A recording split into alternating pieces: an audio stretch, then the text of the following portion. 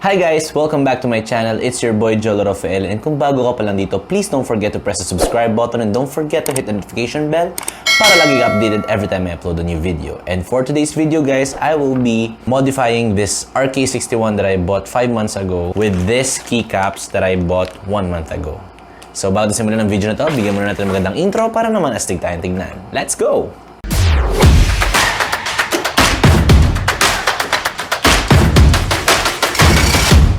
So yes guys, for today's video, I will be modifying this RK61 that I bought 5 months ago with this keycaps that I bought 1 month ago. And this keycaps is the Coral Sea keycaps. Yan. So binili ko siya sa isang site na ang laman ay puro tukso. Yan. Pinagagalitan nga po ako ng mga nakakakilala sa akin at ng aking jowa. Dahil sa ako ay bumibili ng mga bagay na hindi naman kailangan bilhin pero binibili ko. Well, actually guys, I bought this because sabi ko kasi bagong taon. So regalo ko sa sarili ko kasi bagong taon. Wala namang masama. So ayun guys, I bought this 1 month ago sa site na Drop. Ayan. So sa mga nagko-computer dyan at sa mga keyboard enthusiast, alam naman nila kung ano yung site na yan, which is Drop. So if you want to visit Drop, ayan, dyan talaga natin makikita yung mga gusto natin ng mga equipments and mga accessories ng mga keyboard natin. I'll put the link on the description box. Bisitahin nyo na lang. So pag mahilig kayo sa mga earphones, headphones, mouse, ayan, mga keyboard, dyan kayo bumili kay Drop. So ito yung RK61 na binili ko, Royal KLUDGE RK61. So dahil sa napakatagal na nitong RK61 ko, gusto ko siyang lagyan ng something na panibago. As I said, dahil sa imo-modify ko rin naman tong RK61 ko, kamustahin na rin natin kung kamusta na ba tong RK61 na binili ko. So, dun sa video na pinost ko 5 months ago, which is the Fantech Crypto VX7 and RK61 review, talagang sa lahat ng videos ko, yan yung pinakamaraming views na pinost ko. Kaya palakpakan po natin ang ating mga sarili dahil sa tayo ay naka-reach ng ganun kataas na views. Kaya nga po nag-decide ako na ipag-giveaway yung Fantech Crypto VX7 na mouse ko dahil yun po ay isa sa sign na ako nagpapasalamat ng sobra dahil sa binigyan niyo ako ng milestone na ganoon. Isa yun sa napakagandang achievement ko last year, which is 2020, and napakasaya ko dahil sa napakataas na views doon and hindi biro na magkaroon ng ganong views. So for today's video, syempre hindi ko naman kaya ipag-giveaway itong RK61 ko dahil sa medyo pricey, ganon. Kaya hindi ko siya kaya ipag-giveaway sa inyo guys. Pero darating din yung panahon guys na malay nyo, pagka 100,000 subscribers na ako, kaya ko na magpag-giveaway ng 3 ganito, di ba? So malay natin, di naman natin alam, di ba? Doon sa mga nag-comment, doon sa video na pinost ko 5 months ago dito sa review ng RK61 ko, maraming nagko-comment until now na kamusta na raw ba yung keyboard ko, kamusta na ba yung mouse. And then for me guys, to answer those questions na tinatanong nyo sa akin sa comment box, actually guys, itong RK61 na to, as we all know, this is the cheapest 60% mechanical keyboard. And for me guys, dahil sa nito lang din ako naging keyboard enthusiast, ngayon ko lang din na-discover na itong RK61 ay hindi hot swappable. So kung hindi nyo nalalaman kung ano yung hot swappable, ito pong mga switches na nasa loob nitong keyboard ko, which is the red switch, hindi siya, pwede siyang palitan pero kailangan i-desolder. Unlike dun sa mga keyboard na hot swappable, pwede mo na siyang i-detach agad na yung pinaka-switch niya, kaya mo na siyang palitan kaagad-agad. Unlike this RK61 na talagang naka-solder pa siya doon sa pinaka-loob ng mismong keyboard na to. So, medyo mahirap palitan yung switch. So, I'm deciding na ibenta nga rin to. Pero, sabi ko, ayoko na. Ang dami ko ng gasto. So, ayoko na. So, ayun guys. Sabi ko sa sarili ko, kasi guys, sa totoo lang, meron talaga akong gustong switch. Dahil sa nanonood ako lagi sa YouTube, ayan ganito, nanonood ako ng mga videos ng mga keyboard enthusiast. Talaga naman guys, sobrang ginagastos nila yung keyboard nila. Which is sabi ko dati, ayoko, hindi ko gagawin yan, hindi ko gagawin to. Pero guys, pag pala talaga sobrang naging enthusiast ka sa keyboard, talagang gugustuhin mo na magpalit ng mga switches, gusto mong palit ng keycaps. So, ayun, hindi ko nga talaga siya pwedeng palitan dahil sa naka-solder nga siya. Hindi siya hot swappable. So yun siguro yung isa sa cons nitong RK61, hindi siya hot swappable. So if you're deciding to buy a keyboard, ang masasabi ko lang po guys ay kunin nyo yung hot swappable para if ever man na maging keyboard enthusiast kayo katulad ko, mapalitan nyo yung mga switches ng keyboard ninyo. Dahil sa talaga naman panagpalit kayo ng keyboard switch, parang naka-brand new na kayo na keyboard. So, I'm gonna suggest a keyboard na 60% din, na hot swappable, na abot kaya din naman ng presyo.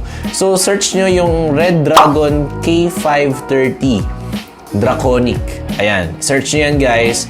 Ang presyo niyan ay 2,500 or 2,600 pesos. Sulit na yun guys dahil sa ang isang keyboard ay hot swappable, medyo mamahalin talaga. 5,000, 6,000. Pero yun guys, kung meron kayo kailangan i-recommend sa inyo, yun. But I'm still recommending this RK61 kung hindi naman kayo super arte. Sulit siya guys kasi wala akong na-encounter na ghosting dito sa RK61. Talagang as in sulit. And nire-recommend ako pa rin dahil sa amura niya. 1.8 yung bili ko dito. So, sinasuggest ko pa rin na bilhin nyo. Pero kung meron kayong kilala na isang keyboard enthusiast na naglulube ng mga switches or nag-aayos ng mga ganitong keyboard, nagko-customize, nagmo-modify, then kontakin nyo sila para magkaroon kayo ng magandang keyboard at ma-modify nyo ng maayos yung RK61 na plano nyo bilhin. So yun guys, marami na akong daldal. Napakadami ko ng daldal, ano? Pero yun lang yung mga sagot ko sa comments ninyo. Kung recommendable ba tong keyboard na to? Yes, it is recommendable. Pero kung maarte ka, keyboard enthusiast ka, at kung gusto mo na ang keyboard is hot swappable, hindi ko siya nire-recommend. Pero kung satisfied ka na sa mga keyboard na 60%, sapat na sa'yo yung mga gaytong keyboard lang, then re-recommend ko siya sa inyo. As I said earlier, I bought this keycaps from Drop. Ayan. Talaga namang sabi ko nga sa inyo, naging keyboard enthusiast na ako, kaya bumili ko nitong keycaps na ito, which is the Coral C. Ayan, Coral C po ito. Ayan. So, kung tatanungin nyo kung magkano siya, guys, tingnan nyo na lang sa description box kasi pag napanood to ng nanay ko, baka mamura ako. Baka mapagalitan ako nun. So, hindi ko na sasabihin yung presyo. Tumingin na lang kayo sa description box para malaman nyo kung magkano. So, without further ado, guys, let us modify this RK61. Palitan na natin siya ng keycaps, which is Japanese Coral C keycaps that I bought from Drop. So, let's go!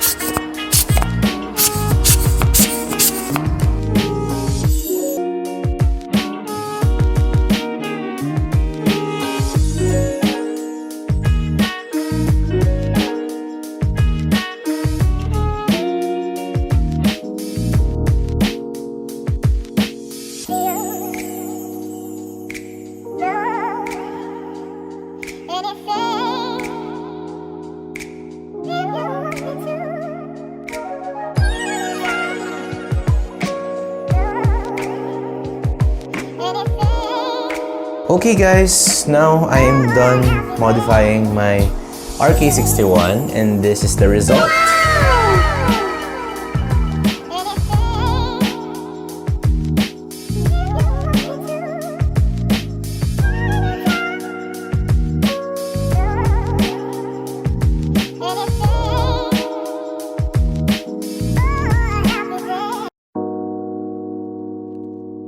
So, I really love it. Napakaganda guys. Sulit talaga yung presyo na ibinayad ko dito sa aking ginawang modification. And I'm really happy. Sobrang saya.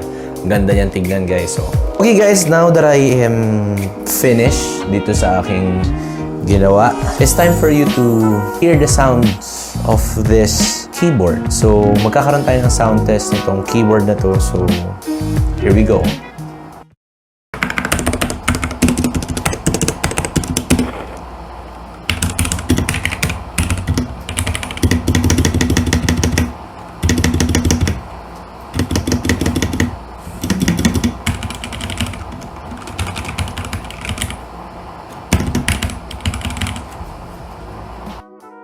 So that is the sound test. So kung meron man kayong suggestions or meron man kayong masasabi dun sa sounds itong aking RK61, please leave a comment down below. Ayan. And kung nagustuhan nyo tong aking biniling keycaps, search sa drop.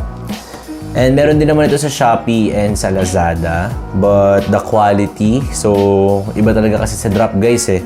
So yung quality, kung bibili kayo sa Shopee or sa Lazada, talaga namang makikita nyo yung difference. But I bought mine sa drop, which is sobrang, yung quality talaga as in guys, sobrang as in napakaganda. And I'm just so happy na I'm done with this. Ayan, so I hope you like this video guys, and sana maisip nyo rin to sa inyong RK61s or kung sa ano mo pang keyboard na 60% or sa kung ano mang mechanical keyboard na na customizable. So I hope guys na maging isa to sa idea ninyo, and sana ay gawin nyo rin to sa keyboard ninyo. So I'm really happy about the finished product or the result. Talagang sobrang sulit nung binayad ko, and sobrang sulit talaga nung pagod ng paglilinis, ng pagtatanggal, ng pagkakabit. Sobrang sulit. So guys, if you're interested, magdadrop ako ng link ng Shopee and Lazada. Pero mas okay sa Shopee kasi mas mura doon. So I'll drop the link down below. Ihahanap ko kayo ng mura nito sa Shopee. So sa drop medyo mahal kasi talaga. Ayun guys, sana nagustuhan nyo yung video na to, and sana gawin nyo rin to sa keyboard ninyo. And again guys, before I end this video, I just want to request everyone to please subscribe to my YouTube channel. Don't forget to hit the notification bell para lagi ka updated every time I upload a new video. This is my modification with my RK61. So I hope you like this video guys. See you on my next video. Bye! Hi guys! Hope you enjoyed this video, and kung bago ka pa lang dito sa aking channel, don't forget to press the subscribe button, and also don't forget to press the notification bell para lagi ka updated sa mga videos ko. And also guys, don't forget to follow me on my social media accounts down below. Yun lang guys, maraming salamat. God bless you all, and peace out!